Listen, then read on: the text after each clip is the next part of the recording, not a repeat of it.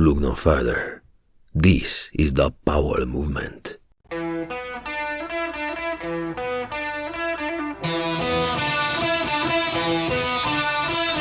Welcome to the Powell Movement. I'm your host, Mike Powell, and this week my guest on the show is the guy who started the first snowboard shop in the United States. But more importantly, he started a movement around skate, snow, and music in the Bay Area and took that thing globally. I'm talking about Joel Gomez, the founder of Sessions Clothing and Sessions Snowboard Shop. And man, this is an interesting business podcast. It's a story about a punk rock dude who had a vision for a life that would revolve around his passions, and he made it happen. Along the way, he's become tight with music and sports royalty, and he stayed true to what he's always been about. Before I get into the show, I want to ask you to follow me on Instagram at The Powell Movement, tell your friends about the show, and use the codes in the sponsor ads to save some money on things that you're already going to buy. And while I'm at it, I also need to thank those sponsors. They are Evo, Rescue Water, Stanley, Spy Optic, and the 10 Barrel Brewery. Now, let's talk to Joel Gomez. Hello there. How's it going, man? It's going well. I can't complain, to be honest. We were going to do this last week, but it sounded like you had something going on with Willie Nelson. And anytime someone says they have something going on with Willie Nelson, which is never in my life, it's totally cool to reschedule. Yeah, put on our first show. I've been working on this for well over a year with a friend of mine to put on shows here in Santa Cruz. I do a variety of things. So this is kind of one of my side projects, I guess you could say. And after a year, we had our first show. It was on Saturday. It went over really well. Sold out, I think, in 7 days. Capacity of 3,200 people here in Santa Cruz. It was a great experience. Successful. You know, there's a couple of things we have to address. You know, we're going to try to do some more shows. So, yeah, it was good. When you say you're doing a show, are you getting the venue, the artist, and all of that stuff? Yeah, we're doing all of that. The Golden State Warriors have a G League team here in Santa Cruz. So they have an arena that's not really being used for the most part outside of their basketball game. So it sits empty. So we have teamed up with the Santa Cruz Warriors to put on events there. That makes sense because there is a lot of overhead. Since they don't have a stage like other places have stages, we have a higher production cost. So it only works with certain artists that can sell tickets above a certain price. Otherwise, the economics don't work. I would think it's a lot of risk for you if you don't have the right artist. Absolutely. There's a lot of homework we have to do for this market because we're a secondary market. Santa Cruz is considered a secondary market. We're not a big city. That sounds like a fun little side project. And I think you've had plenty of different side projects over the year. We're going to go through a bunch of them. Yeah. But in doing research on you, it's tough to really find out about your younger life. I think you're born and raised in the Bay Area. I was born in Texas and raised in California. My dad was born in Texas and my mom was born in Mexico. We moved to Texas probably when I was about a year old. And then we moved to Sunnyvale, kind of like the Bay Area. I went to kindergarten here, and then I went to first grade in Mexico and second grade in Mexico. And then I came back and started second grade all over here. It was pretty rough growing up. We probably moved around more than a dozen times by the time I was 8 years old. That sucks. Yeah, it was tough. And then kind of worked in the fields a little bit when I was young, when I was like 9, 10 years old. So life wasn't easy as a kid. It wasn't easy, but I had very loving parents, so I didn't know that it wasn't easy, you know, if you know what I'm saying. Yeah, but I mean, when I was in the fields, I was playing, but you actually had to work. Yeah, I was working when I was a kid. That sets the tone for your whole life because it seems like you're a hard worker who puts blood, sweat, and tears into everything you do, and it probably starts when you're in the fields as a kid. Yeah, I guess so. I mean, I really don't know. You know, I think a lot of it is my parents. My parents were both very hardworking people. So as we got older and moved to Santa Cruz, and I became a product of that environment because you do become products of your environment. Had we stayed in Texas, you know, I might have a truck with a gun rack. I don't know. Moving to Santa Cruz, I got into surfing and skateboarding. And Santa Cruz was really into reggae. And through reggae, I kind of got into ska music. And then from skateboarding, I got into punk rock when I was a kid. in the late 70s. So it became a product of Santa Cruz. And were there any team sports, or was it all that individual type sport and music? No, I was into basketball. That was about the only team sport. I mean, when I was little, when I was probably 8 or 9, my mom got me into Little League. So I did a little bit of baseball, but I pretty much sucked. When I got into high school, I got into basketball. Basketball is probably the only sport that I do. And I love basketball as much as I love skateboarding, snowboarding, and surfing. You were playing basketball, but you're really into skateboarding, I would think, as well. And do you look that part? Yeah. As far as my image, we all have different images. I was more of a skateboarder. I didn't like the surfer image of Santa Cruz, because Santa Cruz were all these blonde-haired kids with bowl cuts. I was 100% skateboarder. I would wear white Converse, and I would write TSOL or something with a Sharpie on my Converse shoes. And more of a thrasher punk rocker than a leather studded jacket one? Exactly. Definitely more of a skateboard punk rocker, not your leather with pins and mohawks. I was definitely more of that kid that would go up to San Francisco and go to shows, and then come back to Santa Cruz. And I wore Vans and I wore Converse. I wore white Converse because you could write with a Sharpie, or I wore Vans when I could afford to buy them. What skate era is this? When you're looking at skaters and magazines or whatever, who's out there? Well, I started at a young age, like 1977. So for me, it was definitely like Tony Alva, Jerry Valdez. Is that right, when urethane came in? Yeah, urethane probably came in, I think, like 75. So in Santa Cruz, we got a skateboard park in 77 in SoCal. So SoCal Skate Park, I think, opened its doors like in 77. And my dad would take me there a couple times, drop me off. I'd go there with friends. And that's when I first saw local pros, Kevin Reed and Tony Carter, who were two of the rad local pro skaters, Was skateboarding something that you're doing every day after school when it wasn't basketball season? Yeah, I didn't always get to the park because I didn't live quite near the park. So getting a ride there would be whenever I can get a ride there. But we would have plywood against a building and we would skate on the plywood ramps. But yeah, we were skating all the time. All I could think about was I couldn't wait for the next skateboarder mag to come out and look at every single page and try to get out there and skateboard. And I wasn't that much into surfing just then. Surfing kind of came later in my life. In high school, is the thought of college right after high school, is that your plan? Because I think you do time at San Jose State, but I don't know if that happens right after high school. Yeah, I mean, I went to junior college and then I went to San Jose State, and I just thought that's what you did. I really wasn't the kind of person that really should have went to college. School's not for everybody, and I learned that in my later days in life. Yep. And I know that from just meeting different individuals. Everybody has different skills that they're good at. And even though I went to school and I did okay, it was hard for me because my parents didn't have the financial means to put me in college. So I had to work part-time and go to school part-time. But I did it, and it helped me out with Sessions because I did minor in economics and majored in accounting. Those two areas of education was helpful. I was able to learn how to read a P&L and a balance sheet. And one of the first things I did when I started Sessions, I did my own bookkeeping. So I had a ledger. So you actually took advantage of it. You weren't a kid who just went to college and partied and didn't really study. You actually took it seriously? I took it somewhat seriously. I did not party. I didn't start drinking until I was 34, and I didn't do drugs. So I went to school just to really try to get a degree and try to get a job. My whole goal was to make enough money to buy a house. That was my whole goal in my life at that age. The goal was get a job that you can make enough money that you can support yourself. Outside of that, I didn't think about anything else when I was going to school. Music's a big part of your life, too. Were you playing music at all growing up? Were you in bands or playing any instruments? No, I was not. Music was a huge part of my life. Anytime I had any extra money, if it didn't go into skateboarding, it went into getting records. Going to the record shop and what's the latest punk rock record that came out. All my money went towards skateboarding and music.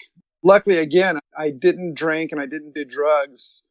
So I did have money that some of my friends didn't. Yeah. Shows back then in your high school and really formative years, what are the shows that really changed you? Gosh, the older guys would take us to go see some of the classic bands. Like I got to see Led Zeppelin and I got to see the Stones back in 78, 79, but that would be because someone older would drive you to San Francisco to see the shows. But then getting up to San Francisco to see punk rock shows, that was a whole different scene. That was going up with your skater friends. And the shows were small. Punk rock shows were like 150 to maybe 250 people. So they were really intimate. And that's when I met Dennis Donnell and Mike Ness. I think I met those guys. I can't remember. I want to say 1981 in San Francisco. Those are the guys from Social Distortion. Yeah. So I met them. They were like in their van putting stuff in, and, started talking to Dennis because Dennis surfed. And I don't know if he was into skating back then. So Dennis and I became really good friends in 81. And by the time I opened up Sessions in late 83, whenever they came up, we'd hang out and go see them. Became friends with Mike Ness too, but more Dennis Donnell at that early stage. And around 80, 81 at the same time, I think that's when you find snowboarding and Steve Caballero. You saw a picture of him or he was telling you about it or something like that? Basically, I felt like I had two different lives because I had the Santa Cruz life. And then when I started going to school at San Jose State, I befriended a lot of people from San Jose. And San Jose had a fucking really cool skateboard punk rock scene going with Cab, with Ray Stevens, Corey O'Brien, a pro skater from Santa Cruz, and his brother Gavin was a singer for the band Faction. That area had such a family skateboard punk rock scene that when I opened up Sessions Snowboard Shop, I was looking in the Santa Cruz area first, which would have been a huge mistake. Luckily, I opened it up in Sunnyvale because it had a stronger punk scene, skate scene. But back to snowboarding. So Cab was telling me that he did an invert on a snowboard, and I just couldn't understand how can you put your hand on the snow? Because I thought you put your hand on the snow, your hand's going to sink in. I'm thinking that snow's always powder, not knowing that there's hard pack because I didn't come from that arena. And convinced a friend to drive up to Tahoe. This was like late 80 or early 81, and got a backhill snowboard, and we hiked up and strapped, and I was hooked. Even though you fell every 5 yards, your foot would come out of the straps or something like that. I was just amped. The problem was not having the financial means, and getting up to Tahoe was not easy, but kind of figured it out. We'd drive up with different people. And then you fast forward to like 1982, I think. That whole era becomes a little bit of a blur, 82, 83. But I would drive up. I got a car and we'd drive up with Cab, or I remember Lance Mountain driving up with us once or twice. Lance Mountain would come and stay with Caballero because Lance lived in LA. And we would just drive up there, and it was rad because I would be in a car with Lance Mountain, Cab, and probably someone else, Scott Foss or another buddy. And we'd just be plugging in different cassette tapes full of punk rock going all the way up.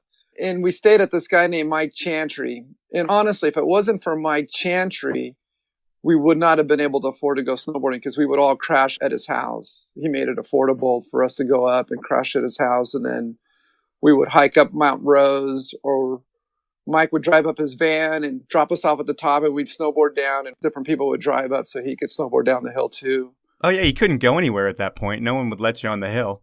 Not in 80, 81, 82. They started allowing snowboards, I think, at Soda Springs in 83, I want to say. Possibly 82, but I think 83, which I later became a snowboard instructor with Mike Chantry. We were the first snowboard instructors in Lake Tahoe. Huh.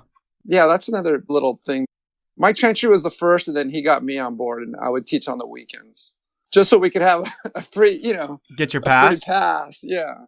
The sports were expensive even back then. I can imagine when you hear it from Cab and you go up there, I'm guessing you haven't invested in any kind of snow stuff and you're figuring out in almost jeans or something. Yeah. I wore a wetsuit. I wore a wetsuit with a jacket, basically. That's pretty funny. Yeah. You get into snowboarding more and more, and then you start working with Tom Sims, who's a legendary figure. And I don't know if you're a rep, but you're helping him out taking boards to shops? Well, I met Tom Sims at Mike Chantry's house. And the first time I met Tom, I was starstruck. Because I grew up, for the most part, skating on two skateboard brands. It was Hout Skateboards, local brand of Santa Cruz, and Sims Skateboards. And when I met Tom, I'd seen him in the magazines, and he was probably the first pro. I mean, I knew Cab, so it was different. Tom Sims came before. Tom was from like the late 70s era. So I met Tom there. And I don't remember the stories. It was a long time ago. But I remember Tom was going to ASR, which was an action sports trade show in Long Beach, which was surf, skate. And I think he was the first snowboard brand to be there. And I think the year was like 1982. It might have been like January of 83. And he asked me if I would help him out at the booth. He had like a 10 by 10 booth or a 10 by 20. It was a pretty small booth. And I drove to Santa Barbara, crashed at his house, and him and I drove up to Long Beach. And it was the first time I'd ever been to a trade show. And here I'm seeing all these pro surfers that I had seen in the magazines and pro skateboarders. So I am just like living the dream. Like here I'm with Tom Sims and all these people know who he is. And Mark Richards and Sean Thompson, who are legendary surfers at the time and still are, and I'm just absorbing everything and I'm helping Tom out in the booth. So yeah, that's kind of how it started. And then when the show was over, when I go back, Tom asked me if I would take his snowboards and take them to shops and try to get orders. I had no idea what a rep was. So that's kind of how I got my foot into snowboarding. And it's funny, I'm sitting here in my office looking at my Sims 1500 FE from 1986. Yeah. So that gives you the idea to start Sessions. Well, it was something that I was like, what am I going to do with my life type of thing. All I could think about constantly was skateboards, snowboards, and music. In the meantime, I would surf, but surfing didn't do that for me. Like, this was more of a lifestyle, the punk, skate, and snowboard thing. And how do I say this? I went into a shop selling sim snowboards, and there was a shop in Los Gatos called Cats. And this lady, I don't know how old she was. She was probably in her 40s. So at that time to me, it seemed really old. Yeah. And I walked in there and she wasn't very friendly to me. And I left there bummed, like, wow, how does this lady own a surf shop when she doesn't even snowboard? I just didn't get it. And it popped a seed in my mind, like, I can do this. I can own my own skate shop, and I skate, and Yeah. I snowboard. So at that time, it planted a seed in my head that I could do this, but I didn't have the money. I didn't have the business plan, but I had a lot of faith. So I did a lot of praying. I had a lot of passion, and I set my mind that, all right, this is what I want to do. So I researched a little bit, like, how do you start a business? You have to get a fictitious name. When I went to register the name, I had the name Sessions, but then I decided to register it as Sessions Snowboard Shop, becoming the first snowboard shop in the U.S. as a registered shop. It wasn't the first place to sell snowboard, but it became the first snowboard shop in the country. Who sold snowboards before you? I think there were surf shops. I don't know. I was just wondering if you knew off the top of your head. Yeah, I don't. I think most of them were surf shops that would sell a couple burden boards. Yeah.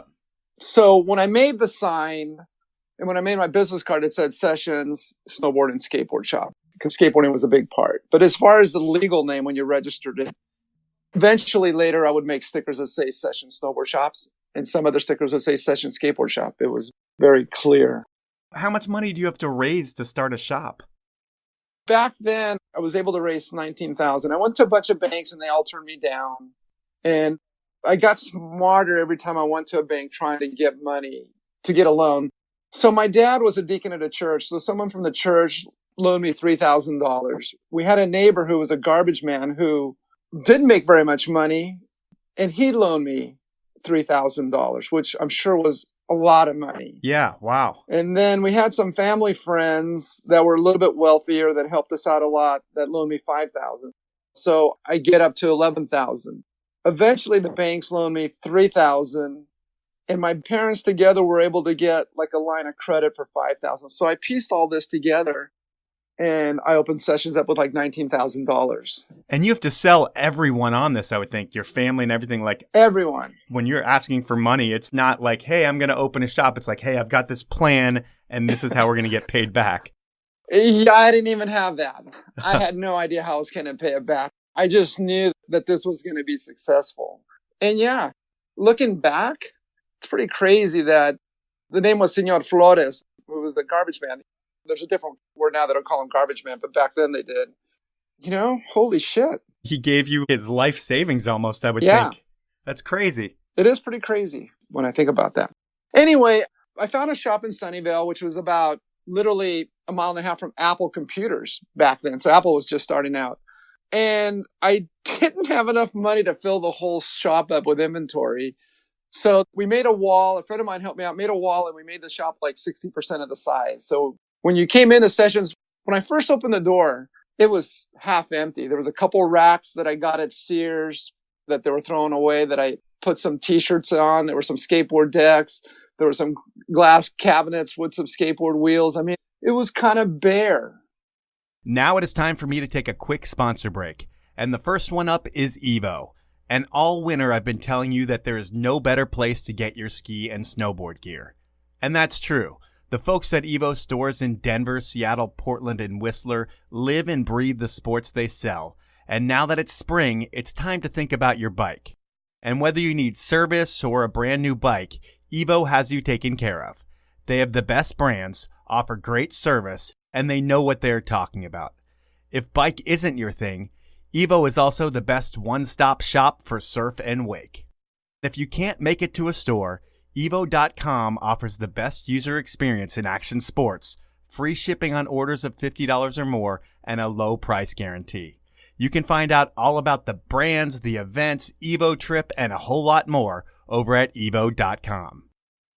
My next sponsor is Rescue Water, and each week I tell you how Rescue Water is proactive recovery.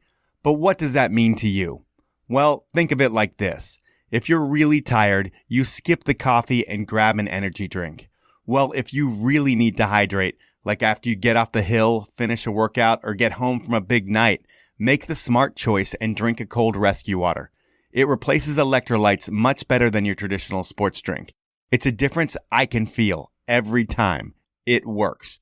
Make it work for you by heading over to rescuewater.com. That's resqwater.com and save 20% on a 12 or 24 pack case with the code RESQWaterTPM. That's all one word. Rescue Water is also available on Amazon. Wrapping it up here is another iconic Seattle brand. I'm talking about Stanley. Remember that green steel bottle that your grandpa took to the mountains? The one that kept his coffee hot all day long? That's a Stanley. And since 1913, they have been the pioneers of retaining cold and heat. No product works for 48 hours like a Stanley. And to celebrate camping and drinking season, I convinced the folks at Stanley to let me give 30% off site-wide to show listeners. It's a limited time offer. To get it, you need to head over to stanley-pmi.com, buy a growler, some pint glasses, a legendary bottle, whatever, and enter the code POWEL30, that's all one word with the number 30, at checkout, and you will get 30% off site-wide. Those are my sponsors. And were you also working at Sears at this time too? Yeah. For the first 5 months I was working at Sears, I would work at Sears from 5 a.m. to 9 in the warehouse. It was crazy. I was making union wages. They were just getting rid of all the union wages there. They were letting people go and hiring new people. But I was making pretty good money. So I'd go to Sears from 5, 6 to 9. And then I would go to my store and work there from 9 to 6. And then try to skate at nighttime type of thing. I had a low overhead because it was just me. And then there was one other guy that used to skate Winchester Skate Park named Andy Berenson. He was my first employee. I eventually hired him to help me out because working 7 days a week all the time, I was getting exhausted. You're pretty much living there, I would think. I was pretty much living there. It became like my bedroom. And I had a lot of friends that helped me out. Corey O'Brien and this guy named Spidey, who was a pro skater. Those guys would help me out and they were spreading the word. Caballero was spreading the word. The word took off pretty fast. Well, and you put a team together that really, I don't know if Caballero's on the team officially yet and Kidwell's on the team officially yet. That's later. Yeah, okay. That's a little bit later. But yeah, you're right. As soon as I opened Sessions up, actually, you're kind of right. Palmer, Bob Klein, Terry Kidwell, a lot of the Tahoe crews, Mike Chantry, Keith Kimmel. These were heavy, heavy Tahoe locals. The heaviest when it came to the snowboard scene up there. So they were very supportive on the snowboard side. And then on the skateboard side, I had a lot of the San Jose crew supporting the shop. And then eventually I bought a silk screen machine and I put it in the back because I had that space and started printing my own Sessions Snowboard Shop t-shirts. Every year it got bigger, it filled up. Eventually I started a punk rock mail order business around 1987. I look at the business when you start, you're creating a movement and there's a lot of culture behind it. You've got the country's first snowboard shop. Maybe that's registered on paper, but you have the first one. And the one thing that the country doesn't have is a shit ton of snowboarders. So I would think in the beginning, you have to just get all your ski friends and tell everyone how badass snowboarding is, because I wouldn't think snowboarding is going to pay the bills in the beginning. Skateboarding probably helps. But then do you do the mail order thing to generate a different stream of revenue? No, I didn't do the mail order thing to generate extra revenue. It happened by accident. What happened was I got a call one time from this guy. He might have been, I don't remember, Nebraska. And he goes, "Can you ship a snowboard?" And I'm going, "I don't know. I mean, I have no idea. I've never done it. How do you do that?" The guy goes, "Well, look, I work at Apple, but I go there once a year and I stopped by your shop for my son and picked up a skateboard and was wondering if he could ship out a snowboard." And I go, "Yeah, sure. We'll figure it out." And so we shipped him out a snowboard. And then eventually, because people started coming from Sacramento and tech was starting to grow, so we were pretty close to Apple. They would go back to wherever they were going, other parts of the country. And we started getting phone calls for skateboards and stuff. And also in Thrasher, there were some mail order ads. There was Skates on Hate. So we started putting some ads in Thrasher with punk rock t-shirts, Doc Martens. And depending on the season, we would throw the snowboards in. So the punk rock mail order business started selling skateboards, snowboards, bands, a lot of Doc Martens, but primarily was punk rock t-shirts and cassettes, a little bit of vinyl. It was a different business. It just kind of morphed into that. And the crew that worked in the mail order business was all the San Jose punk scene. It was really a cool vibe to work there, but we didn't know what we were doing. Computers. I had a guy named Brian Timmerman that was very helpful. He was actually a kid in high school. He was like a senior at that time who kind of set up our computer system and kind of ran the mail order business at that time. I wish I had photos. I wish we had documented that stuff because it was really, really cool and fun. It was the internet before the internet. Yeah. We were printing catalogs and we were doing ads in Spin magazines and we were doing ads in Alternative Press, which was a music magazine.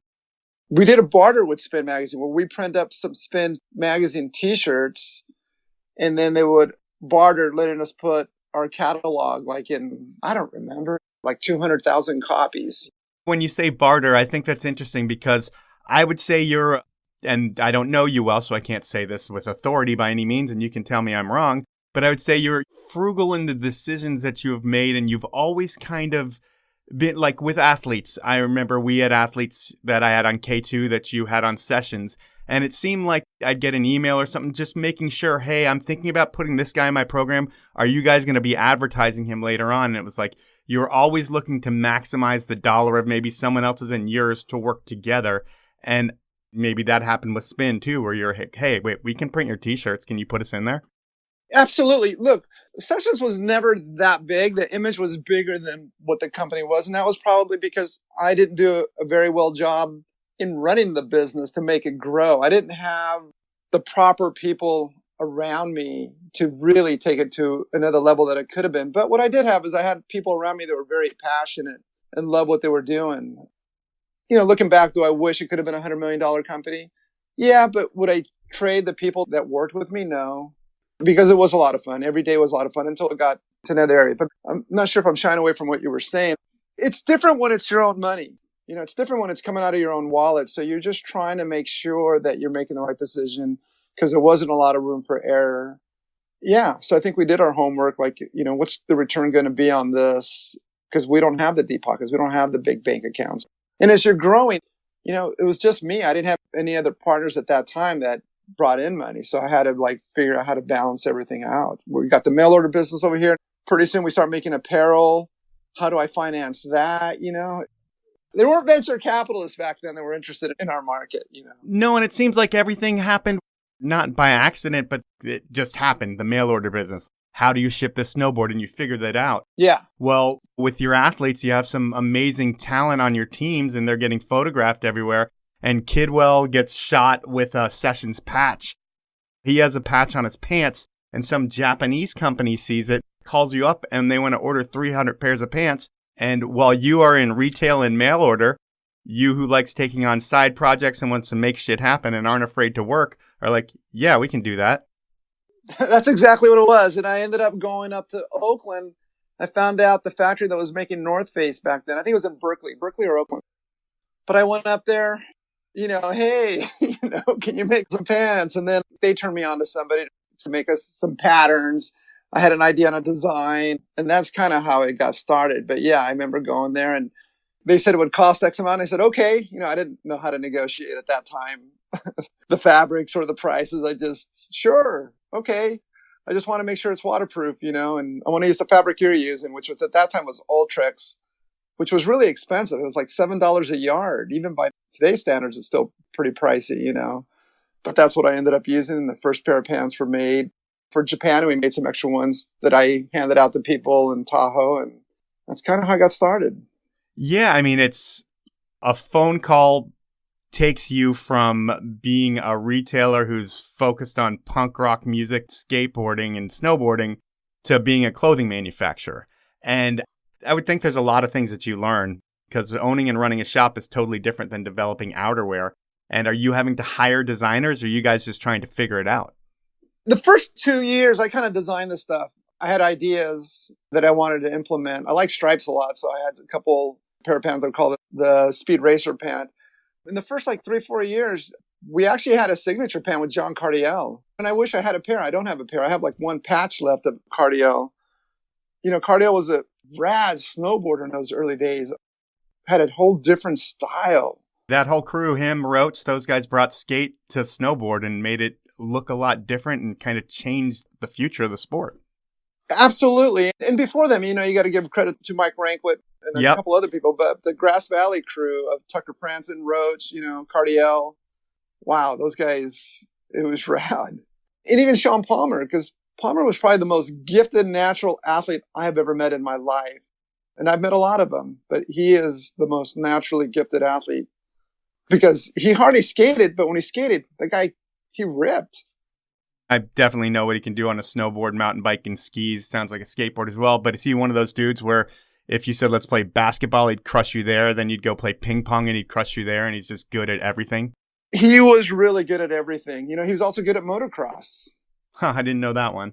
Yeah, he was really good at motocross. I think if he focused on any of those, he probably, he obviously did very well in snowboarding and he had success in mountain bike riding. He was good at drinking too.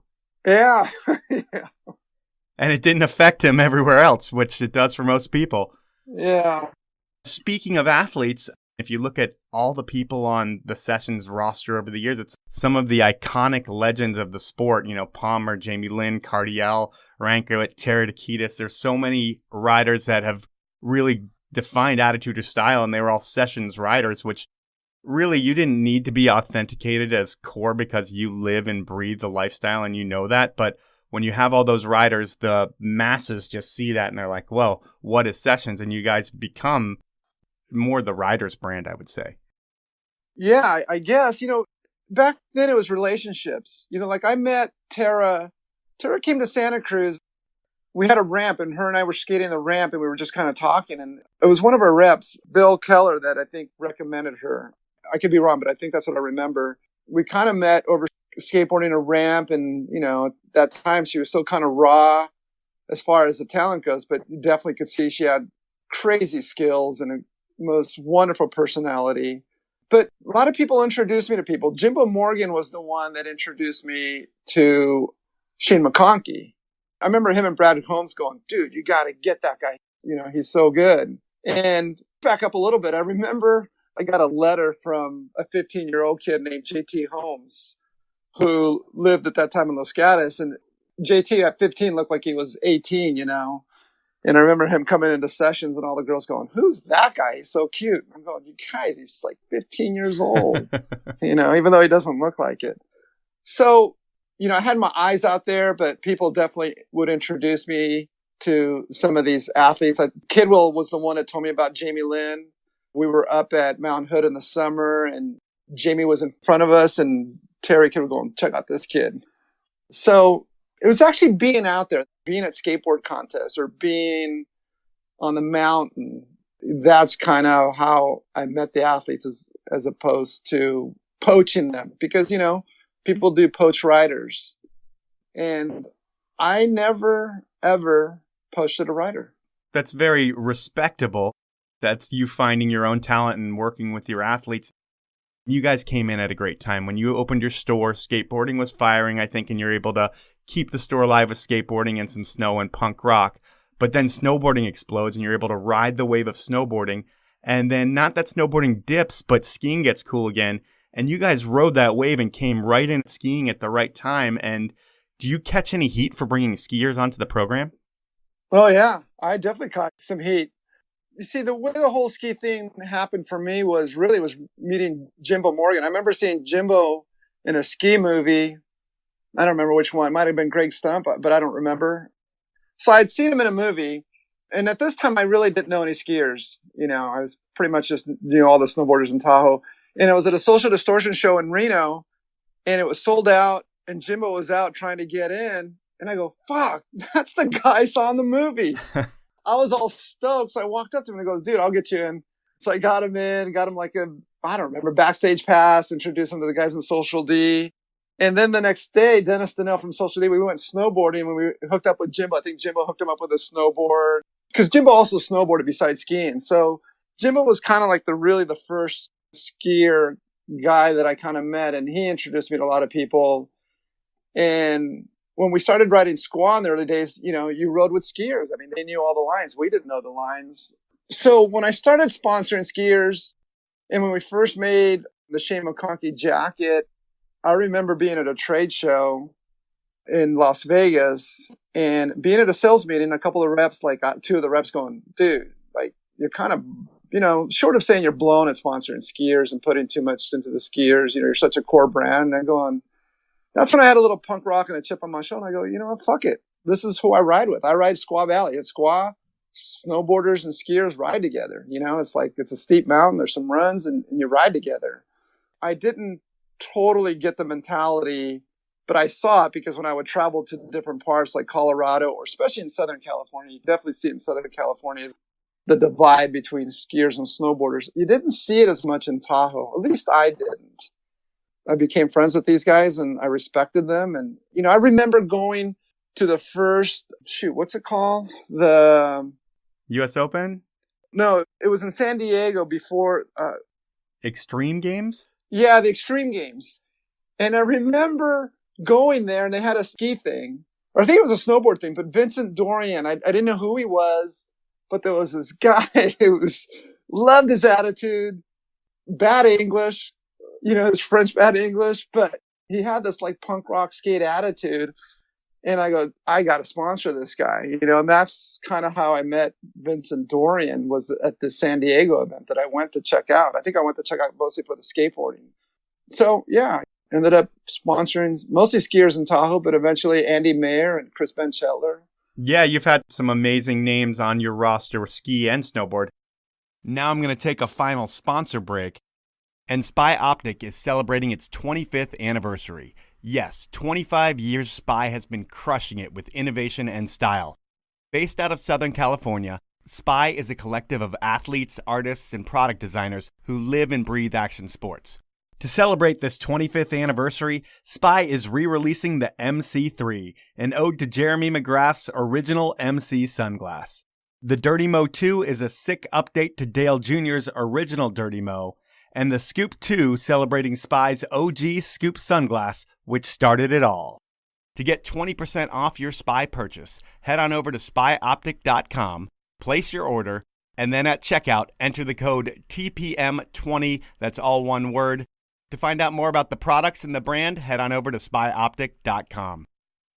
My final sponsor is the 10 Barrel Brewery out of Bend, Oregon. They have been brewing the Northwest's best beer since 2006, and they encourage everyone to go drink some of their beer outside. Why? Because 10 Barrel is all about the outside. They live and breathe the snow and bike lifestyle, and they support it with events, sponsored athletes, movie projects, and more. Next time you're at the store, pick up some 10 Barrel. And to find out more about the beer that supports action sports, the events, and their pubs, head on over to 10barrel.com. Those are my sponsors, and now we'll get back into the podcast. 94, it seems like you start Sessions recording label. I think you've had the Descendants, AFI, the Foo Fighters, Guar.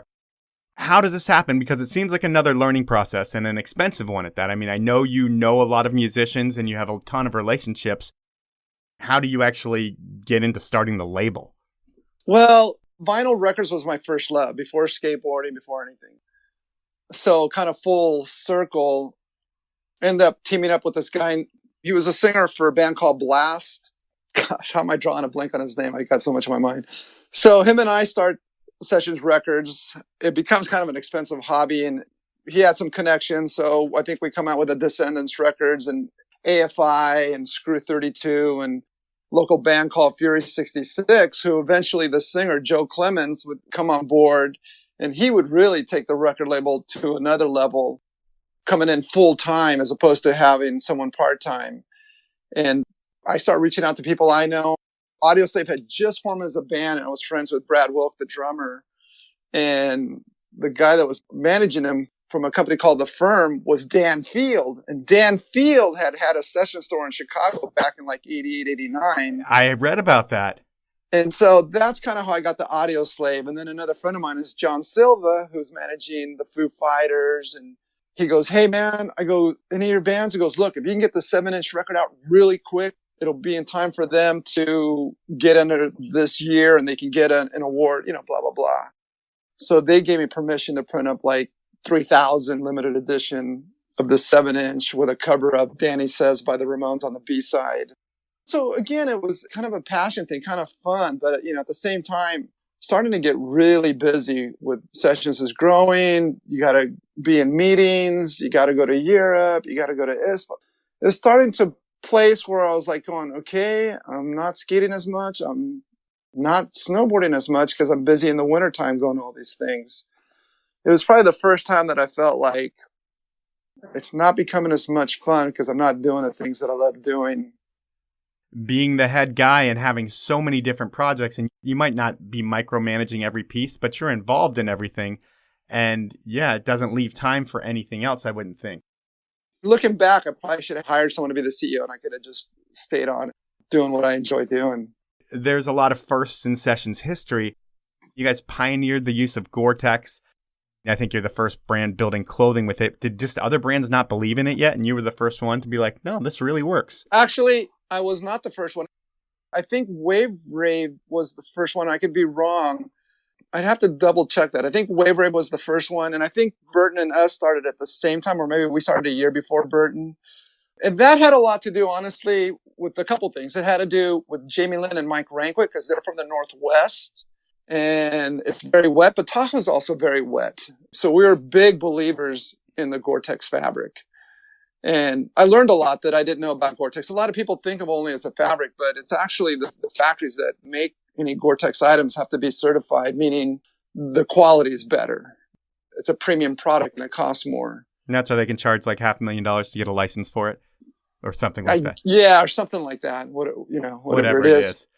But it is a great product. I'm a big believer of the Gore-Tex fabric. Although nowadays, a lot of other fabrics have gotten so much better. They've closed the gap. But back then, that was the staple in it. You were the first to use and market athlete artists. Then the first to use Reco. You integrated Skull Candy headphones into your product. Do any of these things ever feel like a risk to you? Like, I don't know if the consumer really needs a Skull Candy jacket. No, I mean, you always want to be a leader and not a follower. You don't want to look, what's someone else doing? You kind of want to be ahead of the game.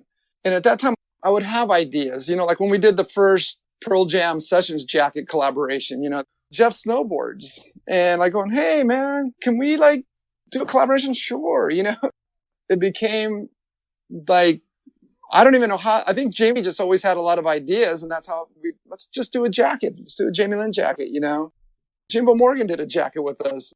Shane did, but Shane wasn't as involved as some of the other guys. We would make some designs and send them to him, and then he would go, yeah, I like this one, or change this around. Where Jamie was pretty gnarly. He would sit down with our production guy for days designing the stuff. The production guy knew Jamie was coming, and he's like, oh man, it's going to be 4 tough days of work. Or enjoyable. Well, I mean, it's cool stories after when you get done, but yeah, the work sometimes is a lot of work when you have like a perfectionist who'll sit over your shoulder for 14 hours. And, this was at a stage where I remember being with Jamie in Austria, and I think he just got third place at the Big Air. And Quicksilver, I think, was offering him probably like 5 times what I was paying him, and that was the first time that I felt like, whoa, I'm going to lose Jamie then, and he was extremely loyal. And at that time, he was our highest paid athlete. We're paying him more than anybody else. And same thing with Shane, Shane got offers way more than what we were paying him. When you think about it, it's all the brand that you built, but when they're being loyal, they're not being loyal to a logo. They're being loyal to the dude that developed the logo and bled for it. And I think that's a credit to what you've done.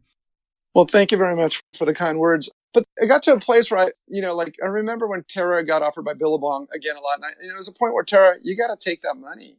I was thinking you're getting towards the end of your career possibly, but that is like crazy money, and it would be wrong for me to say, don't take that.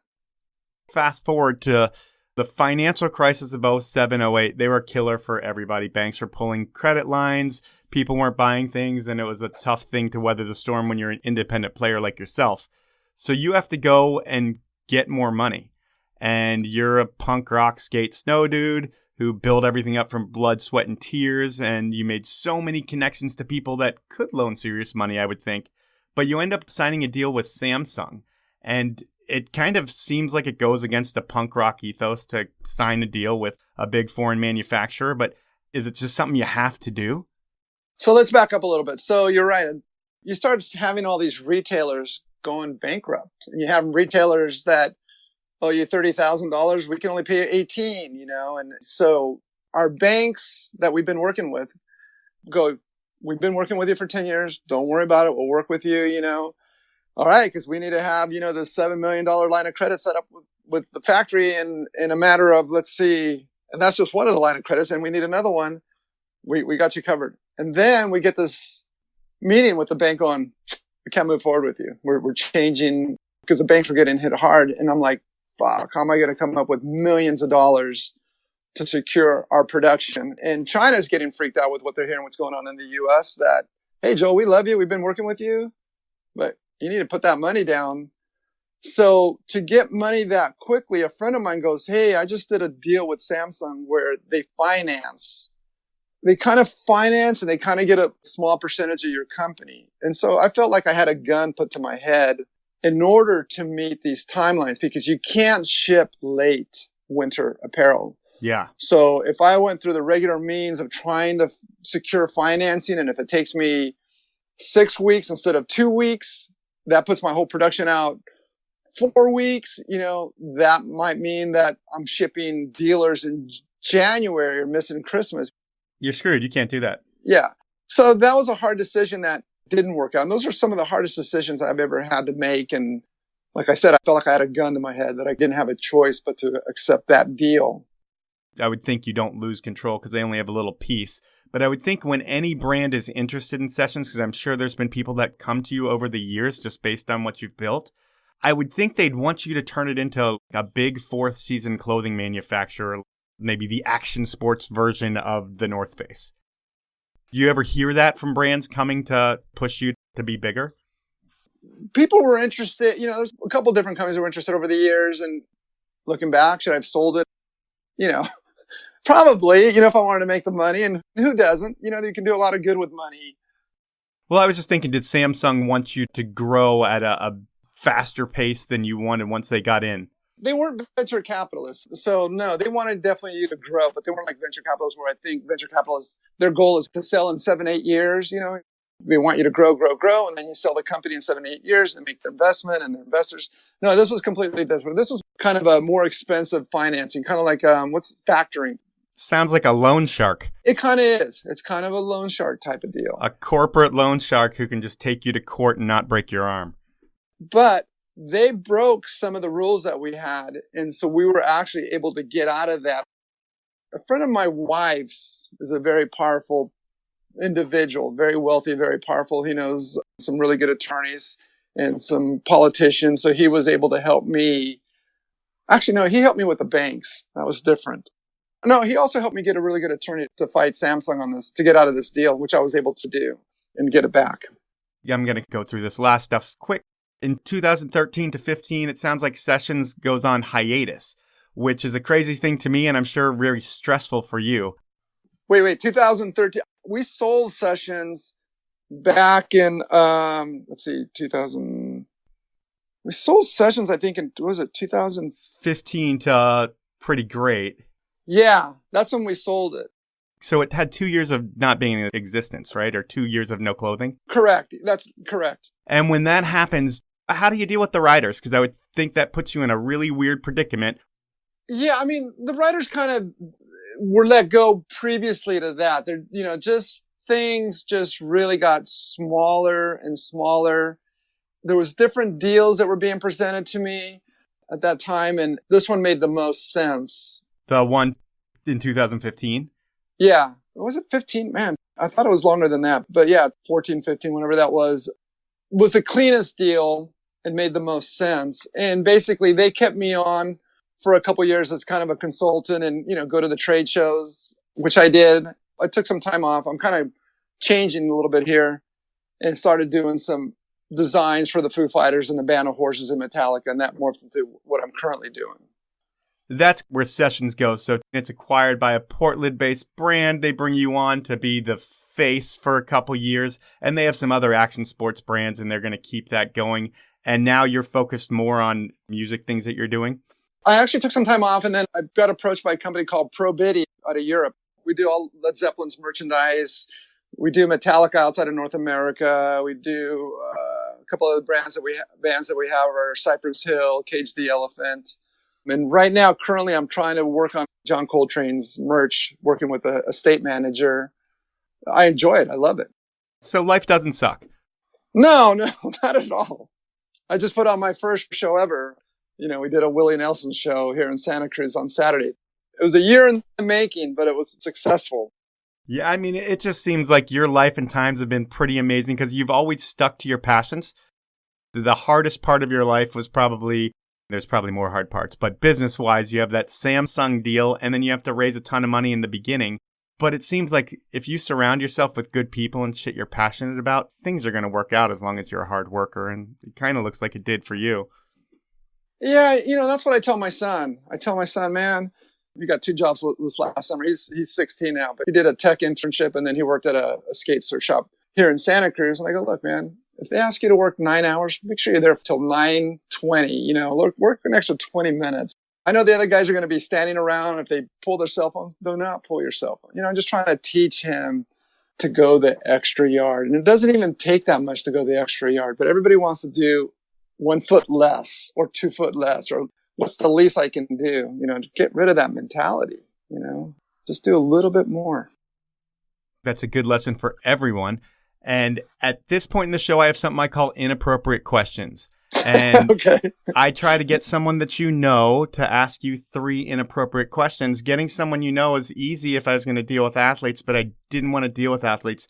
So I tried to find a local musician here in Seattle that might know you. And I was able to talk with Mr. Jeff Ament. I am going to put Jeff on the line right now, even though it's recorded, and you will get your first inappropriate question.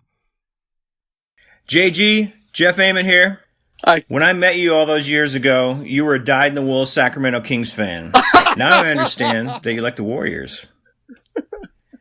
Hypothetical question. What if the Warriors traded KD, Steph Curry, and hell, throw in Bruce Frazier, assistant coach, to the Kings?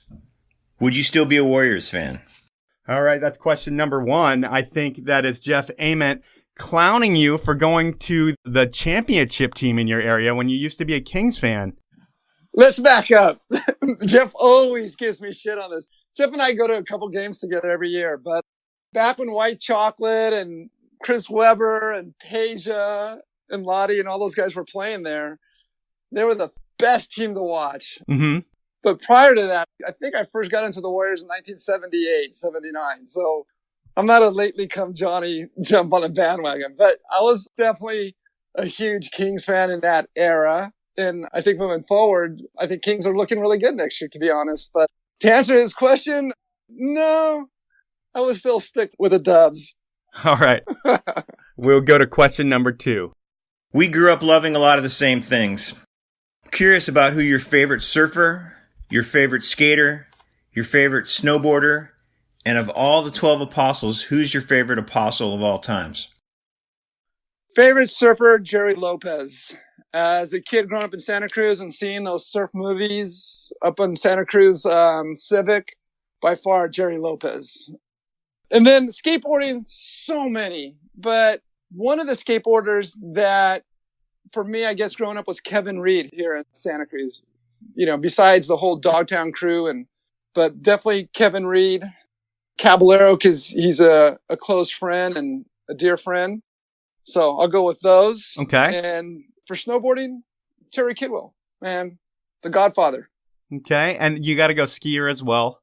Oh, Shane, all the way. You know, McConkey, miss that guy. Yeah, Shane. And then apostle? Paul. Okay. I stay away from religion after I interviewed Jim Rippey recently. It didn't go so well for me, so I'm staying away from any religious comments. Okay. And you know what? He said favorite athletes, but how about bands? Because you've made so many relationships over the years, Jeff Ament being one of them. But who do you consider in your inner circle? Like, what dudes and bands are you good friends with that you go out on Friday nights with? Are you like calling up James Hetfield and going having a beer? I love Johnny Marr. For those of you who don't know who Johnny Marr is, he wrote all the music, played lead guitar for the Smiths. You know, he's one of the kindest, great conversations. I'll be seeing him actually. He's playing in LA next week, which I'm going to fly down there for that. Ben Harper, Ben's a sweetheart. Eddie Vedder. I love Jeff. Jeff is one of my best friends. I talk to Jeff and see Jeff more than anybody. So definitely Jeff Emmett. There's other artists, you know, some artists that have passed away. So I'm going to go with your third inappropriate question from Jeff Ament. Joel, you're one of the funnest guys that I know. But if there's a bottle of red wine in the room, you're the funnest guy ever.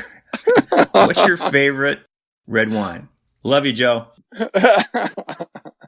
Yeah. You know, as I told you previously, I didn't start drinking until I was 34, and I probably didn't start drinking wine until I was 40. And I do love a good cab or a good Pinot.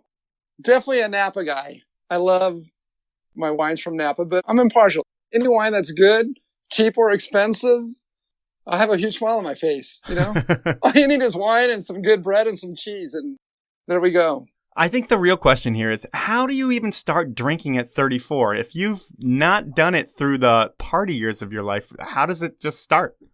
It started with Mike Rankwit and John Stanier. John Stanier was the drummer for a band called Helmet. They're both in Santa Cruz, and they're staying at my house, and we go out one night. Come on, dude, you have a drink. Come on. I'm going, look, I don't drink. Peer pressure, fuck it. Doesn't do anything to me. But I'll tell you what.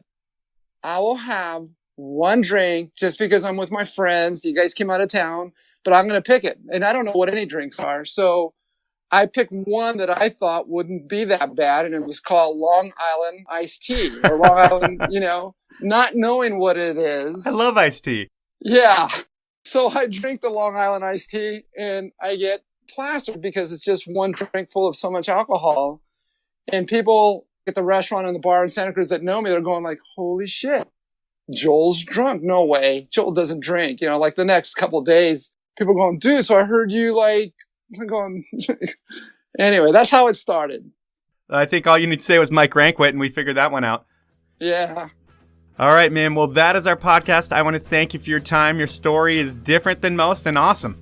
Well, thank you, Mike, for having me on. It's a pleasure. Thank you very much.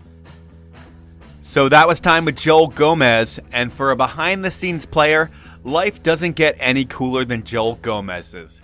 While he had his brand Sessions, he definitely had to go through some ups and downs, but that's part of business. And the way Joel ran it, it was more about the sports, the athletes, and the music than making a shit ton of money. He's never strayed away from his passions, and that's a rarity in this world. Most people have to do other shit to get by, but not Joel. He's stuck to his guns.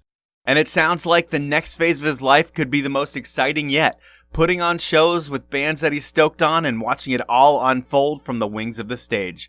Not a bad gig at all.